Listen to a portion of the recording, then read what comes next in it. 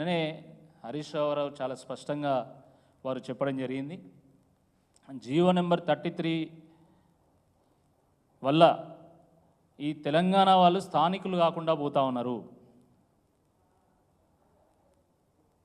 Medical సీట్ల విషయంలో తెలంగాణ విద్యార్థులకు, మెడికల్ యాస్పిరెంట్స్కి అన్యాయం జరుగుతుందని చెప్పేసి వారు చాలా స్పష్టంగా చెప్పడం జరిగింది.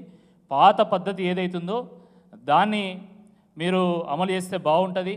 జియో 33 ప్రకారం ఇప్పుడు 4 ఏళ్ళలో ఇక్కడ 2 ఏళ్ళు చదవకపోతే అంటే ఇక్కడ ఇంటర్మీడియట్ ఇక్కడ చదవకుండా వేరే దగ్గర చదువుకుంటే వాళ్ళు అన్యాయం అయిపోతారు కదా. స్థానికేతరులకు అవకాశాలు ఎక్కువ ఉంటాయి, స్థానికులకేమో అవకాశాలు సన్నగిలుతాయి. ఇటువంటి విధానం సరైనటువంటిది కాదని చెప్పి ఈ సందర్భంగా మేము మళ్ళొక్కసారి ప్రభుత్వానికి విజ్ఞప్తి చేస్తున్నాము. మరి జియో నెంబర్ 33 విషయంలో మీరు తప్పకుండా పునరాలోచన చేయాలా, దాన్ని రద్దు చేసుకోవాలా, దాన్ని సవరణ చేయాలా, సవరణ చేసి స్థానికులకు న్యాయం చేయాల్సిందిగా డిమాండ్ చేస్తున్నాం. జియో 46 విషయంలో కూడా ఇట్లనే సరే అప్పుడు ఉన్నటువంటి అధికారుల యొక్క తప్పుడు సమాచారం వలన లేకపోతే మరి ఇతర కారణాల వలన మనం జియో 46 రిలీజ్ చేయడం జరిగింది.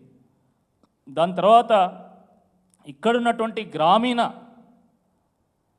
జాబ్ యాస్పిరెంట్స్కి అన్యాయం జరుగుతున్నది కాబట్టి దాన్ని సవరించాలని చెప్పేసి ఆ యాస్పిరెంట్సే స్వయంగా వచ్చి కోరిళ్ళు. కాంగ్రెస్ పార్టీ కూడా హామీ ఇచ్చింది, కానీ ఆ హామీని ఇప్పటివరకు నెరవేర్చడం లేదు. నిన్న 7వ తారీఖు కూడా కోర్టులో హియరింగ్ ఉండే జియో 46 సంబంధించి. నిన్న కూడా అడ్వకేట్ జనరల్ రాలేదు. చరిత్రలో 26 సార్లు వాయిదా పడ్డటువంటి కేసు బహుశా ఎక్కడ ఉండదేమో నాకు తెలిసి ఇంత షార్ట్ పీరియడ్లో. మామూలుగా మాకు ధర్నాలు లేకపోతే రాస్తారోకోల కేసులు ఉంటాయి, ఆ కేసులు 3 నెలలకో 6 నెలలకో వాయిదా వేస్తారు.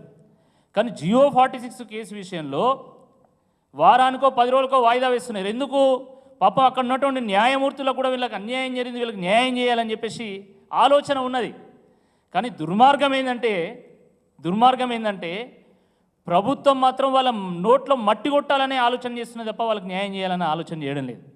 అడ్వకేట్ జనరల్ ఎవరి ఇన్స్ట్రక్షన్ ప్రకారం నడుచుకుంటారండి? ప్రభుత్వం యొక్క ఇన్స్ట్రక్షన్ ప్రకారం నడుచుకుంటారు. కానీ ఈరోజు చేస్తున్నది ఏంది?